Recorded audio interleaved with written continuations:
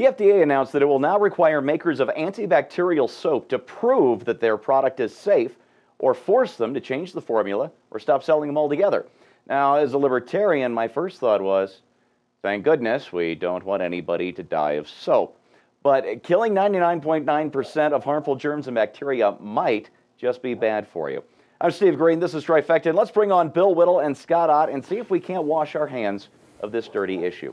All right, other than Clorox wipes for getting crud off the kitchen counters, I don't actually have any of this stuff here at Casa Verde, the hand sanitizers, the antibacterial soaps, the eye bleach, and all the rest. But I see them everywhere I go. And Bill, there are some real long-term public health risks with these things, aren't there? It turns out there are. It turns out, you'd be utterly amazed to know, the human body is designed to fight off diseases and germs, and it's got a very, very, very well-designed immune system that does exactly that. But the problem is the way the immune system works is it needs to recognize a pathogen. It needs to have a foreign body enter the bloodstream. Then the immune system identifies it as a pathogen, sets up a series of antibodies that attach to that pathogen, and then the macrophages, the white blood cells, come and destroy it. The problem that we're finding more and more of is, as we live in ever more antiseptic worlds, the body is no longer able to determine what is a foreign invader because there's so very few of them. And so when the body starts attacking its own cells, it's called an allergic reaction. That's why so I should say really kind of upper class kids who have perfectly sanitized houses and live in glass skyscrapers in New York, and everything's wiped down with these antibacterial washes, have a tremendously high amount of allergies. You know who doesn't have any allergies, Steve? Never really seem to develop allergies? Is farm kids, because they're out there getting their hands cut and they're milking cows and they're getting manure on their hands, and their body knows the difference between a pathogen in their own tissue, and they seem to be actually far healthier. So I'd rather have a strong immune system that knew how to fight rather than one I had to protect against germs at every opportunity.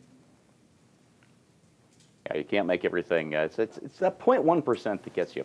You know, a few years ago, I developed a hyperactive thyroid, and 2 years ago, I actually had to get the thing nuked. And I'm just now learning, and this is from Democratic Senator Ed Markey from Massachusetts, that the antibacterial agent triclosan might interfere with the thyroid hormone. Now, Scott, I know you believe in free markets, but where do you draw the line here, or do you need to draw one? Well, I think in many ways, it's funny because there's one side of the story where you say, oh, the government's stepping in and telling this company that they have to, make different claims or remove stuff from the label, and they're studying this again. On the other hand, I think it's largely the result of government influence that antibacterial or antimicrobial soaps and that lotion and stuff like that have become so popular. Every public school in the country is pushing this like a crack dealer. I mean, I literally know that there are school teachers who wipe down every desk in the classroom with this antibacterial or antimicrobial stuff.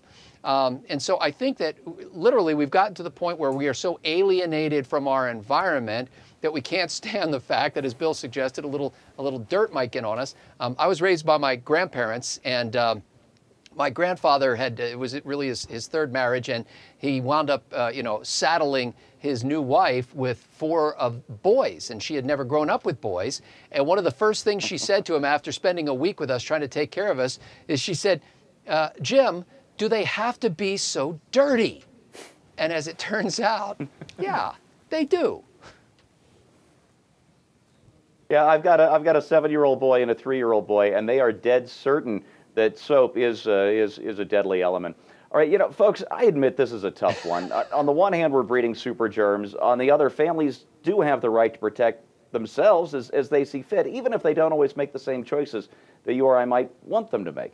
But what I see is a federal regulatory system so incomprehensibly slow that it makes my old '79 Pinto look like a brand new Mercedes SL65 AMG Black Series. That's 738 foot-pounds of torque from a hand-built V8 engine. Sorry, I got a little distracted. As distracted as a federal regulator there for a moment. But what I do know is this. The government is so slow and often so misinformed or just plain wrong that if you do want to protect your family, whether it's from germs or intruders or tax collectors, you better plan to do it yourself. So stay informed, do the best you can, because nobody else can do it for you at all. For Scott Ott and Bill Whittle, I'm Steve Green.